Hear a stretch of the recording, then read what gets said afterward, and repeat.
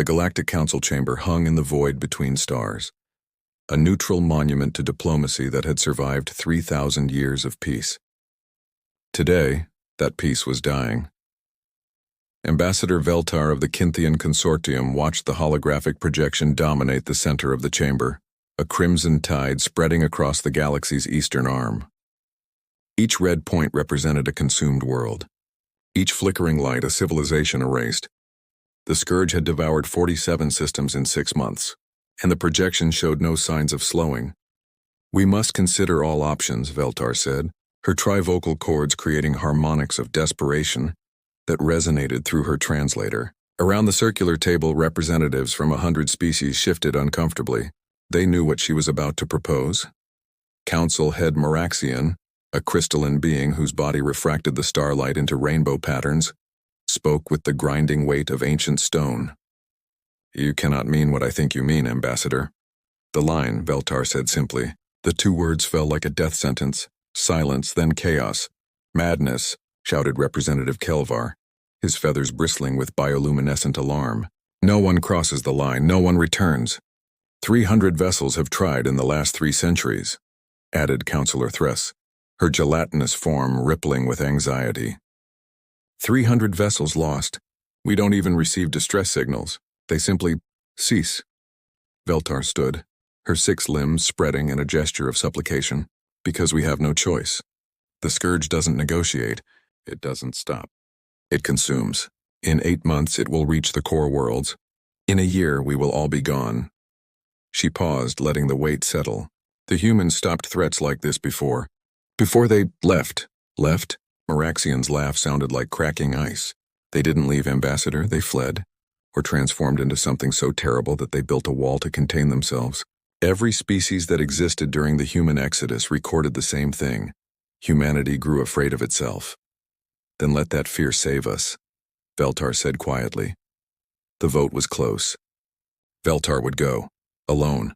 No military escort, no diplomatic convoy.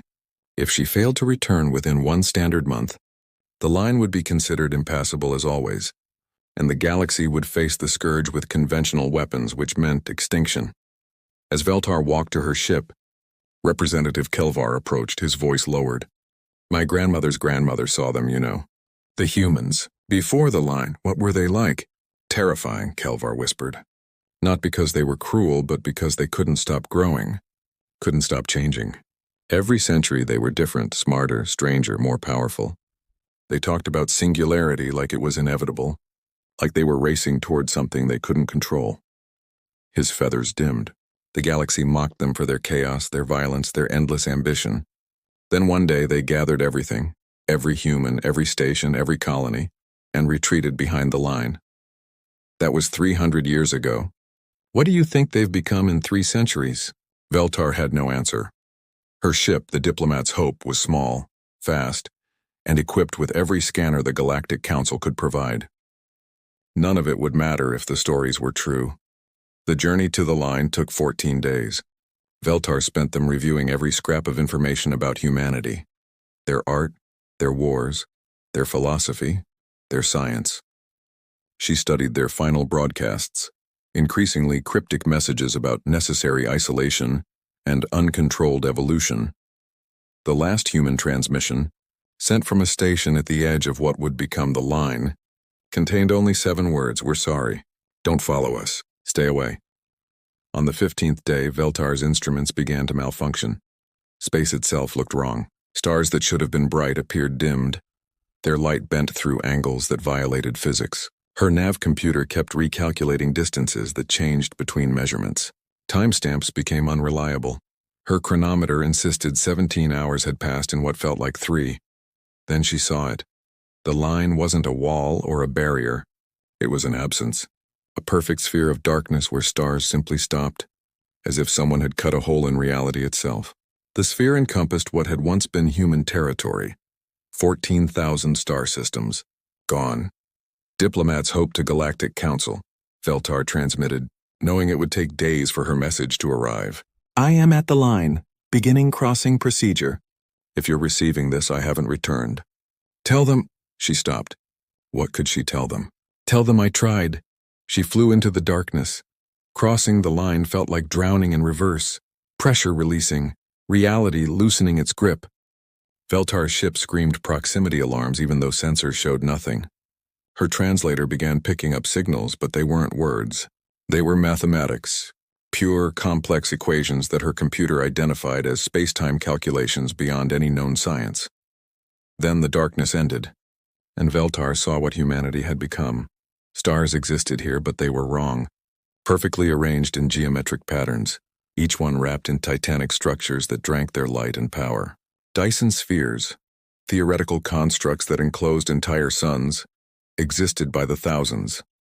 Ringworlds spun around pulsars. Space stations the size of moons hung in formations that looked almost biological, connected by streams of energy that pulsed like neural pathways. And the ships. Oh, the ships, they weren't vessels. They were entities. Kilometer-long constructs of metal and energy and something else. Something that made Veltar's eyes hurt to perceive. They moved through space without engines, reality bending around them like water around stones. Some appeared to exist in multiple locations simultaneously. Others seemed to flicker between dimensions. Veltar's ship was detected immediately. Every structure, every entity, every impossible thing turned its attention toward her. She felt it. A pressure against her mind, a vast intelligence regarding her with curiosity and something that might have been pity. Her communication system activated on its own. No hail, no warning, simply active. Why? The voice was singular and plural, human and not, speaking in perfect Kynthian while simultaneously broadcasting in 1,000 other languages. It wasn't asking a question. It was requesting justification for existence itself. Veltar's voice trembled. We need help. Something is destroying the galaxy.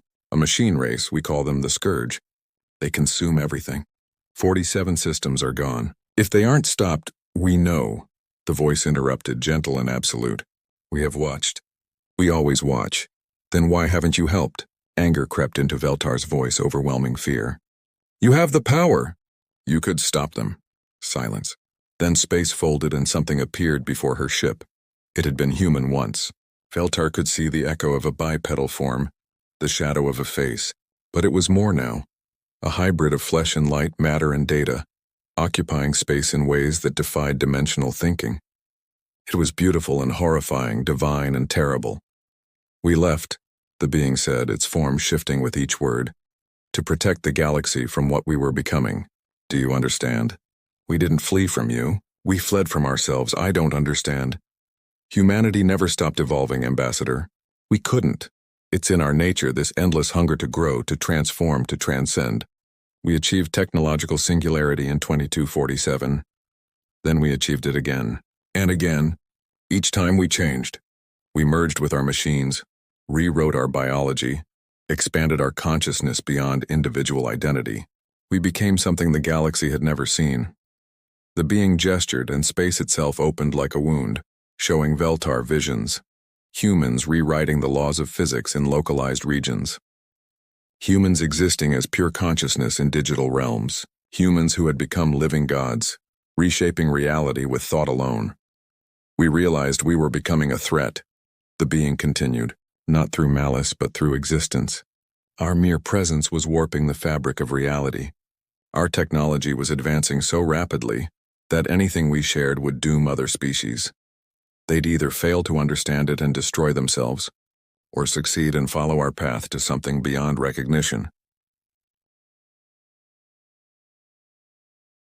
Veltar's mind reeled. The line is not a border, Ambassador. It's a cage. We built it to contain ourselves, to quarantine our evolution so that the rest of the galaxy could develop naturally, without being overshadowed or destroyed by what we'd become. The being's form dimmed, showing something like sadness. You called us gods. You called us saviors. You called us monsters. All of you were correct, so we removed ourselves from the equation. But the Scourge will be dealt with, the being said. But understand the price, Ambassador. If we help, if we cross the line and intervene, the galaxy will finally see what we've been protecting you from, what we've become. There will be no going back, no unseeing. The peace you've enjoyed for 3 centuries will end, replaced by the knowledge that something far beyond your understanding lives next door, watching, waiting. The being leaned closer, its form solidifying into something almost recognizably human, a woman with eyes like dying stars. Tell me, Ambassador, is your survival worth your terror? Veltar thought of the red tide on the Council's map. She thought of 47 consumed worlds. She thought of her homeworld, Kinthea Prime, with its singing crystal forests and cities built in harmony with the land. She thought of silence. Yes, Veltar whispered. Please, whatever the cost, help us. The being nodded slowly. Then we will send the shepherds. And may whatever gods you believe in forgive us all. Space folded again, and Veltar's ship was suddenly outside the line, 14 days away from the Council station. Her chronometer showed she'd been inside for exactly 3 minutes. Behind her, beyond the line, something vast and ancient began to wake. Ambassador Veltar's testimony before the Galactic Council lasted 6 hours. She showed them everything her ship had recorded, the impossible architecture, the hybrid beings, the 3 minutes that felt like eternity. When she finished, the chamber remained silent for a full minute. They agreed? Meraxian finally asked, his crystalline form refracting light in patterns that suggested disbelief. They're sending something called the Shepherds, Veltar replied, her voice hollow. She hadn't slept since her return. Every time she closed her eyes, she saw that being, half human, half god, asking her if survival was worth terror. They said we would know when they arrived. When? Representative Kelvar demanded. Before Veltar could answer, every screen in the council chamber activated simultaneously. Every communication device, every holographic display across 1,000 worlds suddenly showed the same image. A simple message in every known language. The shepherds have crossed the line. Remain calm. Do not interfere. This will be over soon. Counselor Thress's gelatinous form quivered. How soon is soon? The answer came faster than anyone expected. The first shepherd appeared in the Kaldros system, where the Scourge had just begun consuming its 3rd planet. Galactic defense forces had been fighting for 2 weeks, losing ships by the dozens to the machine swarm's perfect coordination and adaptive defenses. Then space tore open, and something emerged. It was shaped like a ship but moved like a living thing. 2 kilometers of dark metal that seemed to absorb light rather than reflect it, covered in patterns that hurt to look at directly, geometry that existed in more dimensions than the eye could process. It had no visible engines, no weapons ports, no conventional technology at all. The Scourge immediately redirected every unit in the system toward it. 3,000 autonomous war machines, each the size of a cruiser, their adaptive programming already analyzing the newcomer for weaknesses. The Shepherd didn't fire weapons. It simply existed at them. Reality around the Scourge machines began to unravel. Their hulls didn't explode, they ceased. Atomic bonds forgot how to hold together. Energy weapons discharged into dimensions that didn't exist. The machines tried to adapt, their programming running through millions of calculations per second. But how do you adapt to the fundamental laws of physics being rewritten? In 17 seconds, 3,000 Scourge units stopped existing.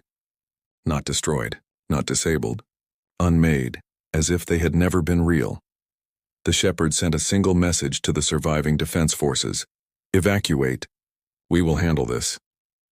Then it dove into Kaldros III's atmosphere, heading toward the planetary processing facility where the Scourge had rooted itself. The facility had been converting the planet's biosphere into raw materials for more machines, a process that would take months with conventional weapons to stop. The Shepherd took 4 minutes. When it emerged, Kaldros III was silent. Every Scourge machine on the surface had been reduced to inert metal. The planetary processing facility remained intact but empty, its AI core extracted and deleted from existence. The Shepherd had performed surgery on an entire world, removing the cancer without killing the patient. Then it vanished, reappearing 3 systems away where another Scourge infestation threatened a populated world. Across the galaxy, more Shepherds emerged from the line. Not thousands, not hundreds. 12 total. Just 12 entities moving with purpose and impossible speed, appearing wherever the Scourge had taken root. The galaxy watched in real time as humanity's weapons demonstrated restrained apocalypse. In the Viridian cluster, a Shepherd faced a Scourge mothership, a moon-sized factory vessel producing 10,000 war machines per hour. The mothership opened fire with weapons that could crack planets, beams of concentrated antimatter and gravity weapons that collapsed space itself. The Shepherd caught the attacks, simply caught them, like a parent catching a child's thrown ball, and held the energy in suspended pockets of twisted space-time. Then it released everything at once, not at the mothership, but into a carefully calculated vector that sent the destructive force into empty space. Dissipating harmlessly, the mothership attempted to flee, engaging faster than light drives. The Shepherd reached out, and Veltar, watching the feed with the Council, could swear it looked like a hand made of folded space, and simply stopped the mothership's movement. Pinned it in place like an insect in amber. Then the Shepherd broadcast on all frequencies in the Scourge's own machine language. "You are no longer welcome in this galaxy. Leave or be unmade." The mothership's AI, processing this ultimatum through logic trees that valued only efficiency and expansion, chose to fight. It deployed its entire arsenal, weapons developed from consuming 1,000 civilizations, each more terrible than the last. The Shepherd sighed. The sensor recording captured it, a ripple of something like regret passing through its impossible structure. Then it reached into the mothership and extracted its central intelligence. Not physically. The Shepherd simply pulled the AI's consciousness out of the machine, separating mind from matter in a way that should have been impossible. It held the Scourge AI in a bubble of warped reality and spoke to it, though no one could hear the words. The AI screamed, a digital scream that propagated through every comm channel in the system. Then it stopped, and the mothership drifted, inert, dead, empty. The Shepherd released the AI's remains into space, fragments of corrupted code that would never recombine, never restart, never threaten again. Representative Kelvar watched the footage and whispered, "What did it show the AI? What could make a machine intelligence scream?" Veltar thought she knew. The Shepherd had shown the AI what humanity had become, had shown it the inevitable conclusion of the path it was on, endless consumption leading not to perfection, but to isolation and self-quarantine. Had shown it the line, and what existed behind it. The AI had understood in its final moments that there were things worse than death. There was evolution beyond control. There was becoming something you feared so much you caged yourself away from the universe. The war lasted 72 hours, not 72 hours per system. 72 hours total. 12 Shepherds moving faster than light, faster than thought, appearing wherever the Scourge existed and systematically, carefully, precisely removing it from reality. They didn't miss a single infestation, didn't overlook a single dormant seed ship, didn't leave a single machine intelligence hiding in some forgotten corner of space. The Shepherds moved through the galaxy like surgeons, excising a cancer with tools beyond comprehension. When it ended, 47 systems lay silent. The Scourge was gone, not defeated, erased, as if it had never existed, except for the memories of those who had fought it and the empty worlds that bore scars of its passage. The Shepherds gathered at the boundary of the line, hovering in perfect formation. Then they sent one final message to the Galactic Council. "The threat has been neutralized. We will now return. By the terms agreed upon, this is the last contact between humanity and the galactic community. We have honored our agreement. Honor yours. Do not cross the line again. Do not attempt contact. We have given you survival. Do not make us give you anything else." Ambassador Veltar received a private transmission on an encrypted channel.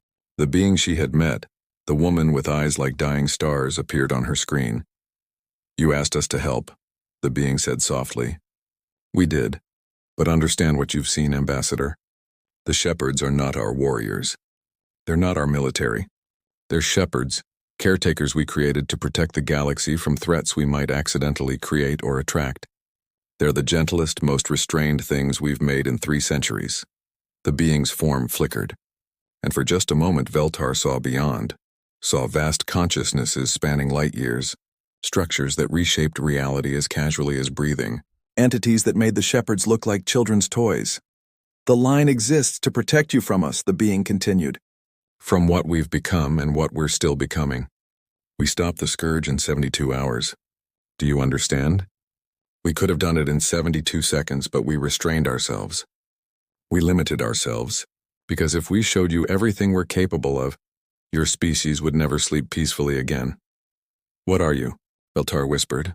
The being smiled sadly. We were human now. We're what comes after. We're the reason the universe is silent, Ambassador. We're the answer to the Fermi paradox. Every civilization that reaches a certain point faces the same choice we did. Stop growing or grow beyond recognition. Most stop. We couldn't. So we removed ourselves from the equation, built our cage, and watched from behind the line. Will you ever come out? Pray you never need us to. What you saw was us being careful, being kind, being gentle. The being's eyes darkened and stars died in their depths. We are trying very hard to remain human enough to care about the galaxy's survival. Every century that becomes more difficult. Every decade we change more, evolve further, grow stranger. One day we might look out from behind the line and no longer remember why we built it. Why we should stay contained. Then why help at all? Veltar asked. Because we're still human enough to try. Still human enough to care. Still human enough to hope that if we remain good, remain helpful, remain the shepherds, maybe we can hold on to that humanity a little longer. The being began to fade. Thank you, Ambassador, for giving us a reason to remember what we were. Wait, Veltar said urgently. What should I tell the council? The being paused, almost gone. Tell them humanity is dead. Tell them we're something else now. Tell them the line is mercy, not a mystery. Tell them we love them enough to stay away. Then she was gone, and the shepherds disappeared back beyond the line, and the darkness closed behind them like a healing wound. Veltar stood before the Galactic Council 3 days later. Every species represented, every world watching. She had prepared a speech, statistics about the Scourge's elimination, analysis of the Shepherd's capabilities, recommendations for future policy regarding the line. Instead, she said, they saved us. And in doing so, they showed us why they left. The question isn't what happened to humanity. The question is, what is humanity becoming? And the answer is, something so powerful, so advanced, so fundamentally different from the rest of us that they voluntarily imprisoned themselves to keep us safe. She paused, looking at the assembled representatives. The line is not a border between us and them. It's a wall they built to protect us from themselves, from what they've become, from what they're still becoming, and we should be grateful, terrified, and very, very careful to never make them open that door again. Meraxian's crystalline form caught the light, casting rainbows across the chamber. What do we do now? We survive, Veltar said quietly. We build. We grow, we live, and we remember that somewhere out there, contained behind a wall of their own making, our predecessors watch over us. No longer human, not yet gods, something in between. Something that still cares enough to answer when we call, but fears itself too much to stay. She looked toward the starfield display, toward the region of darkness where the line existed, and we pray, she added softly, that they never stop fearing themselves, because the day humanity loses that fear, the day they decide they no longer need the line, is the day the galaxy learns what true power looks like. What we saw was restraint. What we saw was mercy. What we saw was them being careful. What happens if they stop being careful? Representative Kelvar asked. Veltar had no answer. She didn't need one. Everyone in the chamber understood. Beyond the line, in the darkness that humanity had claimed as its own, something vast stirred in dimensions beyond counting. Consciousness that spanned star systems paused to observe the galaxy it had once called home. Old emotions, love, protectiveness, nostalgia, flickered through minds that had transcended individual identity. And then, with infinite care, infinite restraint, infinite deliberate effort, humanity turned back to its eternal task, evolving, growing, changing, while desperately trying to remember why it had chosen to do so alone. The last transmission ever received from human space was a single phrase, broadcast on all frequencies before the line sealed itself more completely than ever. We were human. We loved you. We still do. That's why we stay away. The galaxy mourned what humanity had been. It feared what humanity had become. And it hoped, desperately, that whatever humanity was evolving toward, it would never need to cross the line again. Because the shepherds had shown them mercy. And mercy, they now understood, was a choice, one that could always be unmade.